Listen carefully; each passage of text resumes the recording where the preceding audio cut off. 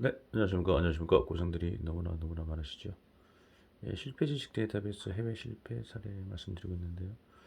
예, 컬러로 된 그림이 하나 있어가지고 먼저 보여드리고 시작하려고 합니다. 그림인데요.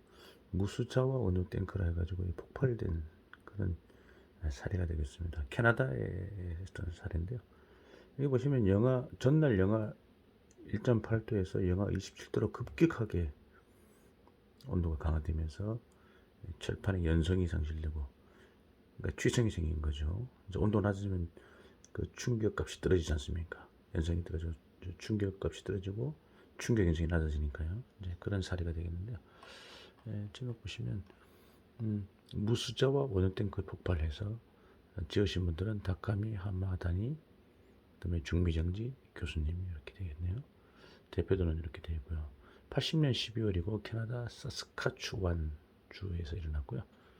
무수자와 원유 탱크가 되겠습니다. 개요를 보시면 53년에 제조된 원유 탱크는 제조 당초는 가솔린이 저장되어 있었는데 79년부터 원유로 변경, 이에 약 1년 후 80년 12월 기온이 전날에 영하 1.8도에서 영하 27도로 아이고 급격하게 저된 이른 아침 탱크가 폭발하였다. 급격한 온도 변화에 강판의 연성이 탱크 강판이요.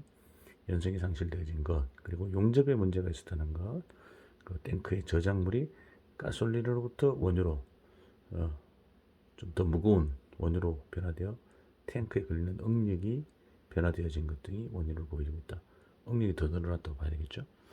예, 현황 보시면 54년에 제조된 원유 탱크는 제조 당시에는 가솔린이 저장되어 있었고 79년경부터 원유로 변경하여 사용되었고, 이에 1년 후 12월에 일어나 지금 기온은 전일의 영하 1.8도에서 영하 27도로 급격하게 저하되어졌고, 탱크 파열되고 화재가 발생, 주변 약 4구역을 전소시키고 폭발에 의해서 탱크 외륜이 탱크 주위에 도랑이죠.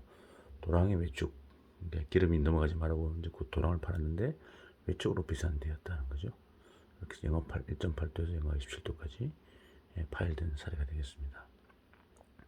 경과를 보시면 54년에 제조된 이 원통형 저장대가 단조 가솔린을 저장했지만 79년경부터 원유 탱크 저장이 사용되었고 80년 11일 아침 탱크 파열되고 화재 폭발이 발생되었다 이렇게 되었고요.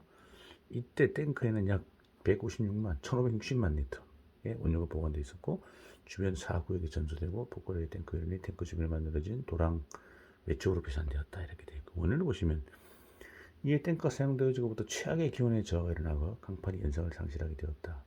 이것을 방지하기 위해서는 철의 탄소 대 망간의 비율이 3인 것이 바람직하지만, 그러니까 이 정도의 급격한 변화에 대해서 버틸 수 있는, 인성을 가질 수 있는, 연성을 상실하지 않기 위해서는 망간이 원래 탄소하고 탄소 들어갈수록 강해지는 거고, 망간은 결국 오스터네이트를 만드는 원소이기 때문에 인성을 부여하는 거죠. 망간의 비율이 3인 것이 1대3 정도 비율이 바람직하지만, 이 탱크가 제조되었을 때에는 이게 정보가 보급되지 않은 것으로 보이고, 이때 이 탱크의 탄소 망간의 비율은 약 2였다 이렇게 되어 있네요. 예, 2였고요.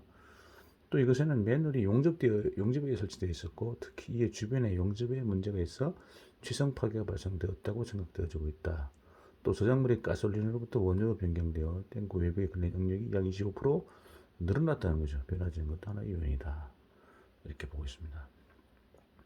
지식관을 보시면 용도의 변경이라고 하는 작은 요인도 큰 사고의 원인을 초래하는 경우가 있다는 거죠. 또 급격한 기후의 변화 등 최악의 사태를 고려하여 설계를 수행할 필요가 있다. 또 작은 문제가 복합되어 큰 재해를 발생시킬 가능성이 있다 이렇게 보고 있고요. 병을 보시면 기온의 급격한 변화에는 예상할 수 없어도 세밀한 점검에서 용접 개소로부터의 가는 균열 등은 사전에 비파이 검사라든가 이런 게 있을 수 있죠. 유관 검사 등에서 발견이 가능했을 가능성이 있다 이렇게 보고 있습니다. 후일단 보시면 2001년 4월 미국 환경보호청은 액체 저장 탱크의 소유자에 대해서 도전 파괴를 예방하도록 권고하는 안전경보를 발행하였고요. 이것은 과거 2년간의 액체 비료 저장 탱크 수기가 파열되어 재물 파괴와 환경오염을 초래하기 때문으로 파열된 탱크는 모두 용접에 결함이 있었다 이렇게 나와 있네요. 사망자는 다행스럽게 부상자도 없었습니다. 물적 피해는 원유 탱크, 저장 탱크 주변의 건축물, 금액은 약 850만 달러, 전 증빙된 손실 보시면 4교역이나 미치는 주변 토지가 소손되었고요. 피해 금액에는 주변의 청소도 포함되어 이해 금액을 초과했을 가능성도 있다 이렇게 되어 있네요. 예, 이상으로 참고해 주시기 바랍니다. 감사합니다.